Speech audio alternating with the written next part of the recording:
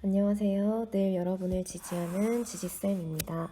이번 시간에는 초등 5학년 과학 2학기 2단원 생물과 환경 과학책 28쪽, 29쪽, 실험관찰책 15쪽을 공부해 보도록 하겠습니다.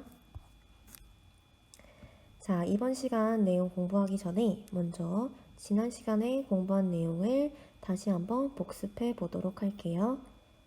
지난 시간에는 선생님과 함께 살아있는 것, 그리고 살아있지 않은 것들을 과학적 용어로 어떻게 이야기하는지 공부해 봤어요.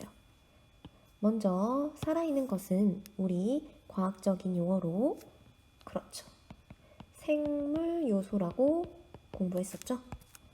그러면 얘들아, 생물 요소 말고 살아있지 않은 것들은 어떻게 이야기했었나요? 맞아요. 비생물 요소라는 용어를 사용했어요. 그래서 이 살아있는 것들인 생물 요소와 살아있지 않은 것들인 비생물 요소가 어떠한 장소에서 서로 영향을 주고받으면 그것을 우리는 생태계라고 이야기했어요. 기억나나요, 여러분? 그래서 이러한 생태계는 종류와 규모가 어땠었나요? 맞아요. 엄청나게 다양했었죠?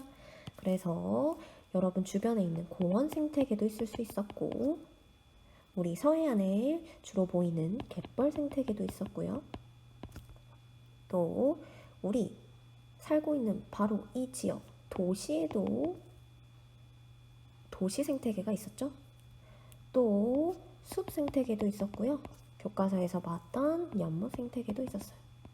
이렇게 숲, 연못, 도시, 공원, 갯벌 모두 생태계로서 종류와 규모가 매우 다양하고 규모는 작을 수도 있고 클 수도 있었어요.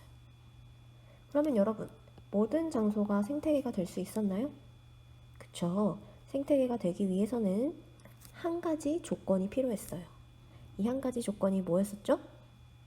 맞아요. 잘 기억하고 있네요. 한 가지 조건은 이 생물 요소와 비생물 요소가 서로 영향을 주고받아야 된다고 했었습니다. 이렇게 지난 시간에 생물 요소, 그리고 비생물 요소, 마지막으로 생태계에 대해서 공부했어요. 이번 시간에는 생태계를 살고 있는 다양한 생물들에 주목해 보려고 하는데요. 자, 먼저 여러분들이 잘 알고 있는 고양이, 그리고 거미의 사진을 선생님이 가지고 왔는데요. 한번 봅시다. 여러분, 고양이가 사료를 먹는 모습과 거미가 먹이를 먹는 모습을 선생님이 가지고 왔는데 이 두 사진의 공통점은 뭐가 있을까요? 이미 눈치 빠른 친구들은 다 알아챘네요. 보면 여러분, 고양이도 거미도 생물인 것과 더불어 고양이는 사료를, 거미는 먹이를 먹고 있죠. 여러분, 고양이가 먹는 사료는 고양이에게 무엇이 될까요? 또 거미가 먹는 먹이는 거미에게 무엇이 될까요? 맞아요. 고양이와 거미에게 모두 양분을 주고 있네요. 그러면 우리 이번 시간에는요, 생물이 살아가기 위해서 꼭 필요한 양분을 어떻게 얻는지, 이 생물이 양분을 얻는 방법에 대해서 공부해 보도록 할 거예요. 자, 이번 시간에 공부할 내용 알아보기 전에 먼저 과학책 28쪽을 펴서 선생님과 함께 다 같이 읽어보도록 하겠습니다. 자, 과학책 28쪽 준비됐나요? 그러면 과학책 28쪽 맨 윗부분부터 선생님과 함께 읽어볼게요. 자, 생물 요소를 어떻게 분류할까요? 생태계에서는 다양한 생물이 함께 살아갑니다. 이러한 생물이 살아가려면 양분이 반드시 필요해요. 아까 우리가 보았듯이 고양이가 사료를 먹는 것처럼 또 거미가 먹이를 먹는 것처럼 그럼 생물의 종류에 따라 스스로 양분을 만드는 생물도 있고 다른 생물이 만든 양분을 이용하여 살아가는 생물도 있습니다. 양분을 얻는 방법에 따라 생물을 분류해 봅시다 라고 나와 있네요. 자, 양분을 얻는 방법, 교과서에 크게 두 가지가 이미 나와 있어요. 먼저 첫 번째, 스스로 양분을 만드는 생물. 그리고 두 번째, 다른 생물이 만든 양분을 이용해서 살아가는 생물이 나왔어요. 그러면 선생님과 함께 좀 더 자세히 알아봅시다. 넘어갈게요. 그래서 이번 시간에는요, 무엇을 얻는 방법에 따라? 맞아요. 양분을 얻는 방법에 따라 무엇을 분류해 볼까요? 그렇지. 우리가 지난 시간에 배운 생물 요소를 분류해 보도록 할 거예요. 넘어가 볼게요. 자, 선생님이 과학책 28쪽, 29쪽 아래쪽에 나와 있는 그림을 또 더 크게 가지고 왔어요. 여러분들 조금 화질이 좋지 않으니까 여러분들은 교과서 28쪽, 29쪽을 보면서 선생님 영상을 따라와 주기 바랍니다. 자, 먼저 28쪽부터 볼게요. 여러분, 우리 양분을 얻는 방법에 따라 생물 요소를 분류해 보려고 하는데요. 먼저 배추인나비부터 볼까요? 얘들아, 배추인나비는 어떻게 양분을 얻을까요? 배추인나비가 되기 전 배추인나비 애벌레를 먼저 볼게요. 배추인나비 애벌레를 보니까 지금 무엇을 먹고 있나요? 그쵸? 요거 뭐예요? 배춧잎이네요. 그래서 배추인나비 애벌레는 배춧잎을 먹으면서 양분을 얻어요. 그러면 여러분, 이 배춧잎을 주목해보자. 이 배추는 그럼 어떻게 양분을 얻을까요? 맞아요. 배추는 우리 이미 공부했듯이 햇빛 등을 이용해서 스스로 양분을 만들죠.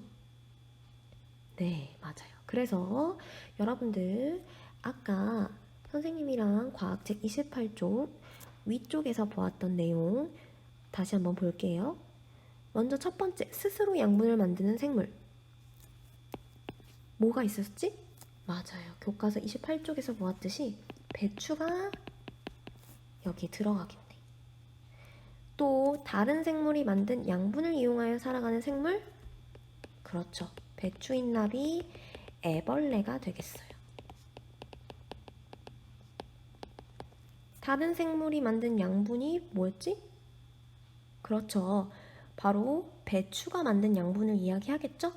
그래서 이렇게 스스로 양분을 만드는 생물의 배추가 다른 생물이 만든 양분을 이용하여 살아가는 생물에는 배추인나비 애벌레가 포함될 수 있겠습니다. 또 넘어갈게요. 선생님이랑 그래서 배추인나비 애벌레 배추 봤고요. 이번에는 여기 잘 보면 곰팡이가 나와 있어요. 얘들아, 여러분들 화질이 좋지 않아서 교과서 29쪽에 여러분들 교과서 그림을 조금 주목해 주세요. 보면 이 곰팡이가 어디에 있나요? 맞아요. 배추인나비에 있어요. 근데 이 배추인나비가 지금 살아있는 것 같아요? 그쵸. 배추인나비가 죽어있는 모습이 보이네요. 그래서 곰팡이는요, 이렇게 죽은 생물이나 배출물을 분해해서 양분을 얻는 생물이에요. 지금 과학책 29쪽에 나와 있는 곰팡이는 배추 흰나비의 사체에서 양분을 얻고 있는 것을 확인할 수 있어요. 또 참새도 봅시다. 지금 참새는 무엇을 가지고 먹고 있나요? 참새는 지금 배춧잎 속에 있는 곤충을 잡아먹고 있네요. 또 세균도 보겠습니다. 세균. 자, 세균도 보니까요. 세균은 어디에 있냐? 교과서 29쪽을 주목해 주세요. 여기에 있어요. 이게 무엇이냐? 바로 참새가 배출한 배출물이 되죠. 그래서 세균은요, 이렇게 생물의 배출물을 분해해서 양분을 얻어요. 또 느티나무가 보이네요. 이 느티나무는요, 요 햇빛을 통해서 우리 식물들은 광합성을 하죠. 광합성을 통해 스스로 양분을 얻고 있어요. 또 개망초도 보이네요. 이렇게 과학책 28쪽, 29쪽을 통해 여러 가지 다양한 생물이 어떻게 양분을 얻는지 확인해 보았습니다. 넘어갈게요. 그러면 선생님과 과학책 28쪽, 29쪽에서 확인한 내용을 토대로 실험관찰 15쪽의 탐구활동 1번을 정리해 보도록 할 거예요. 자, 실험관찰 15쪽을 펴주세요. 그러면 이제 여러분들 준비됐죠? 선생님과 함께 실험관찰 15쪽 탐구활동 1번을 정리해 보도록 하겠습니다. 여러분 아까 과학책 28쪽, 29쪽에서 배추 기억나죠? 배추는 어떻게 했지? 양분을 어떻게 얻었죠? 맞아요. 배추는 스스로 양분을 얻었죠?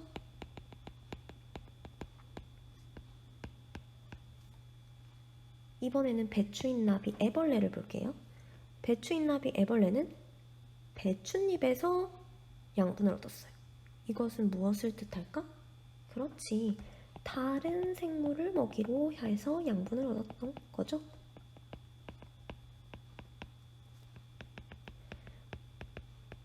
또 마지막으로 곰팡이랑 세균 볼게요. 곰팡이랑 세균은 어떻게 했지? 그렇죠. 죽은 생물이나 배출물에서 양분을 얻었어요.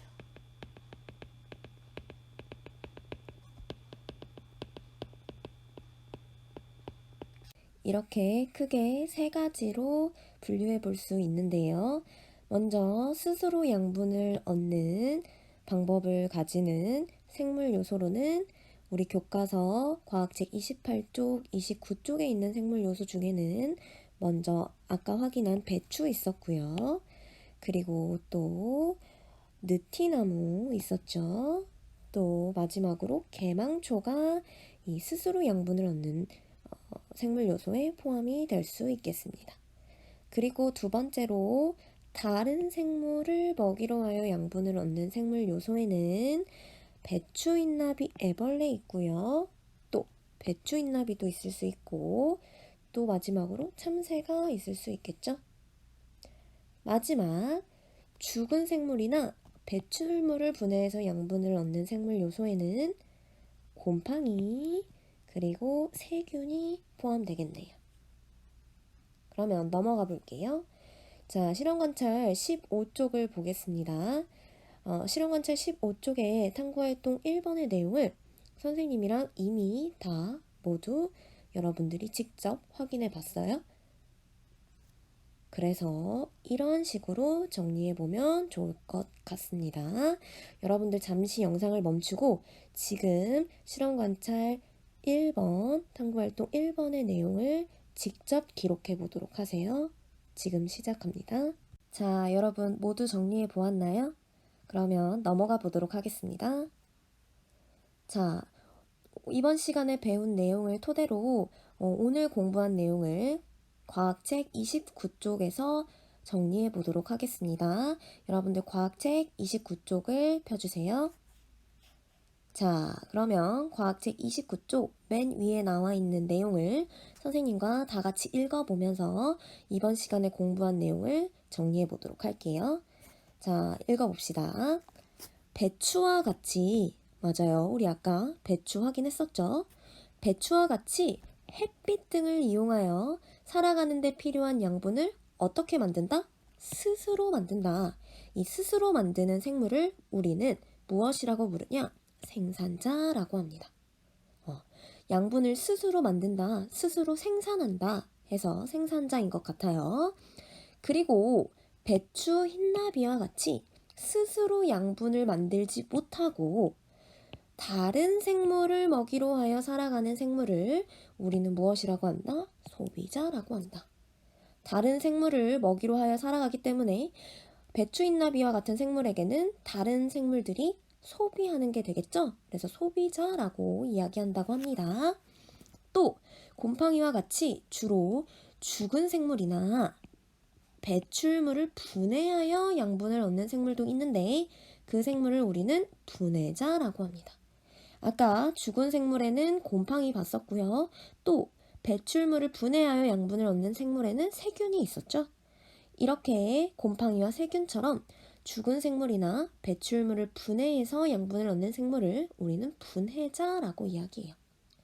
그래서 양분을 얻는 방법에 따라 생물 요소는 크게 세 가지로 분류할 수 있었어요.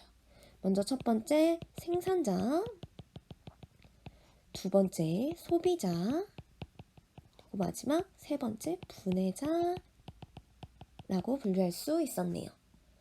그러면 더 생각해 볼까요? 문제를 한번 봅시다. 더 생각해 볼까요? 1번 문제를 보니까 우리 학교 화단의 생물을 생산자, 소비자, 분해자로 분류해 볼까요? 라고 나와 있네요. 자, 그리고 두 번째 질문 볼게요. 두 번째 질문에서는 만약 생산자나 분해자가 없어진다면 생태계에는 어떤 일이 일어날까요? 라고 나와 있네요. 그러면 첫 번째 질문부터 선생님과 함께 해결해 보도록 하겠습니다. 자, 첫 번째 질문에서는 우리 학교 화단의 생물을 생산자, 소비자, 분해자로 분류해 보자고 했는데요. 우리 지금 온라인 수업을 하고 있기 때문에 우리 학교 화단을 직접 확인해 볼 수가 없죠. 그래서 선생님이 지난 시간에 공부했던 내용을 다시 한번 가지고 왔어요. 우리 지난 시간에 생태 빙고 놀이 대신에 이심점심 놀이를 하면서 과학책 24쪽, 25쪽의 그림을 함께 살펴봤었죠. 이 그림은 우리 학교 화단과 비슷한 생물이 있는 그림을 가지고 온 거였어요. 그래서 선생님이랑 과학책 24쪽, 25쪽의 그림을 보면서 여러 가지 다양한 생물 요소, 비생물 요소를 함께 확인했었습니다. 기억나죠, 여러분? 그러면 넘어가 볼게요. 우리가 과학책 24쪽, 25쪽에서 확인했던 여러 다양한 생물들을 토대로 실험 관찰 15쪽 더 생각해 볼까요? 1번 문제를 해결해 보도록 할게요.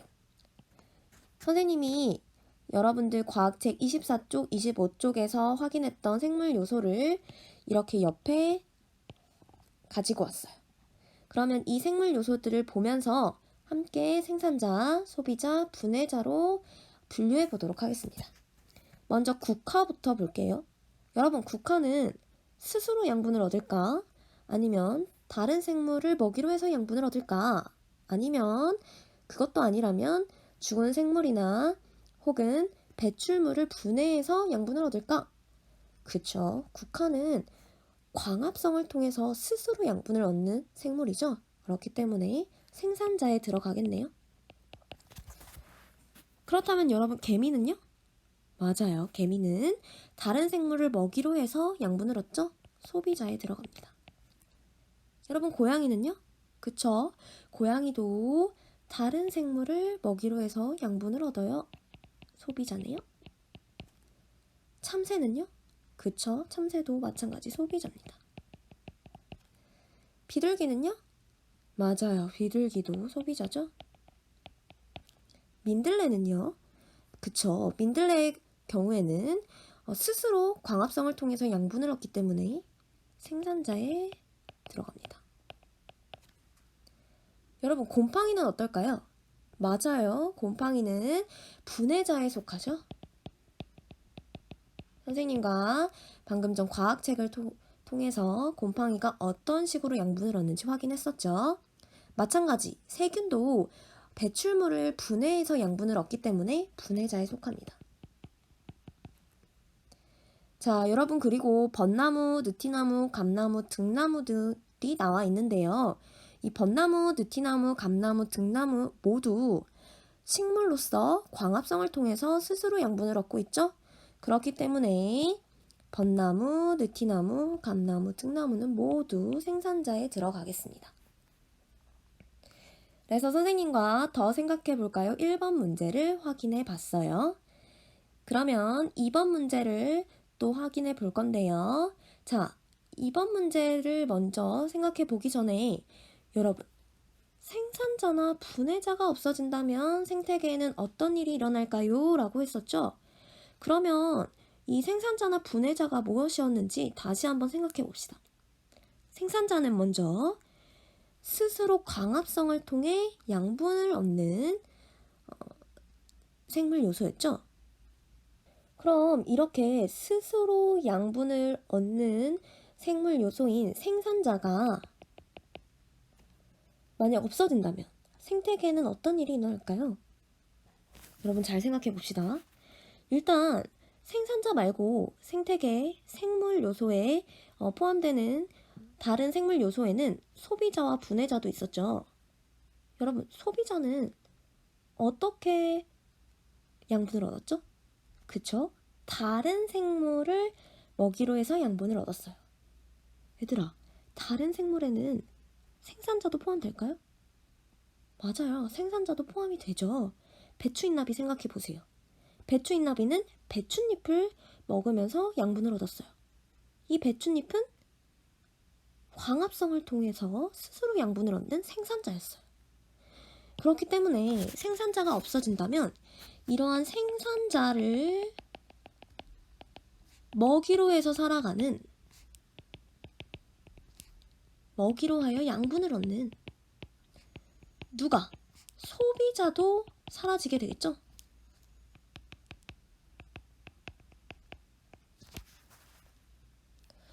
그 다음 이렇게 소비자가 생산자를 먹이로 하여 양분을 얻는 소비자가 사라지게 되면 배추인나비 같이, 그러면 결국엔 배추인나비를 먹이로 해서 살아가는 다른 소비자들도 사라지게 되겠죠. 그쵸? 그래서 결국 다른 소비자도 먹이가 없어져 사라지게 됩니다. 여러분 그러면 잘 생각해 보세요. 이렇게 생산자도 소비자도 사라져요. 그러면 분해자는 다른 죽은 생물이나 혹은 그 생물들이 분출해 놓은 배출물을 분해해서 먹이를 얻는 생물 요소였어요. 그런데 생물이 다 사라져요. 그러면 결국 분해자도 사라지게 되겠죠? 그래서 결국 생산자가 없어진다면 생태계의 모든 생물은 멸종하게 될 거예요.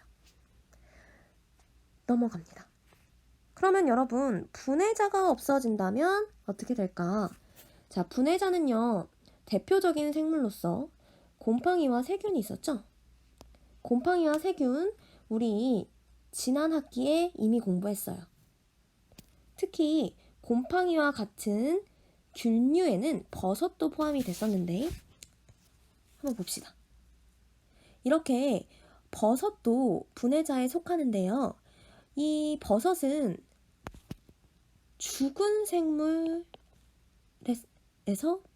죽은 생물을 분해해서 양분을 얻는 분해자예요. 여기 선생님이 여러분들 분해자를 잘 설명할 수 있는 사진을 가지고 왔어요.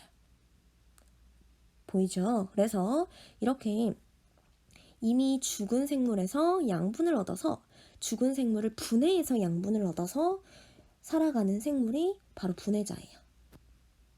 그래서 여기 여러분들이 헷갈리지 않도록 버섯도 분해자에 포함시키겠습니다. 왜냐? 우리 지난 학기에 공부했었죠, 여러분? 곰팡이, 버섯 모두 어디에 속했나요? 그쵸? 균류에 속했죠? 이 균류는 분해자에 속해요. 그래서 여러분, 분해자가 없어진다면 결국 죽은 생물을 분해하는 생물 요소, 또 그 배출물을 분해하는 생물 요소인 분해자가 사라지는 거기 때문에 죽은 생물과 그리고 생물의 배출물이 분해되지 못해요. 그렇겠지? 그렇기 때문에 어떻게 되느냐? 생태계는 이 죽은 생물과 생물의 배출물로 엄청나게 가득 차게 되겠죠? 그래서 선생님이랑 더 생각해 볼까요? 1번, 2번 내용 정리한 것을 다시 한번 확인해 보도록 할게요. 자, 화면을 보니까 더 생각해 볼까요? 1번, 2번에 예시 답안을 선생님이 가지고 왔죠? 2번을 보겠습니다. 생산자나 분해자가 없어진다면 생태계에는 어떤 일이 일어날까요? 생산자가 없어진다면 먼저 첫 번째 생산자. 생산자를 먹는 소비자는 먹이가 없어서 죽게 되고, 그쵸? 일단 먼저 생산자를 먹는 소비자가 죽을 거예요. 그 다음 단계의 소비자도 먹이가 없어서 죽게 될 것이다. 그쵸? 생산자를 먹지 않는 소비자도 결국에는 이 생산자를 먹는 소비자를 먹으면서 살아가는 생물들이기 때문에 결국 이 다른 소비자도 먹이가 없어서 죽게 될 것이에요. 그렇게 되다 보면 결국 생태계의 모든 생물은 멸종되겠죠? 다음 두 번째, 분해자가 없어진다면 어떻게 되는지 다시 한번 볼게요.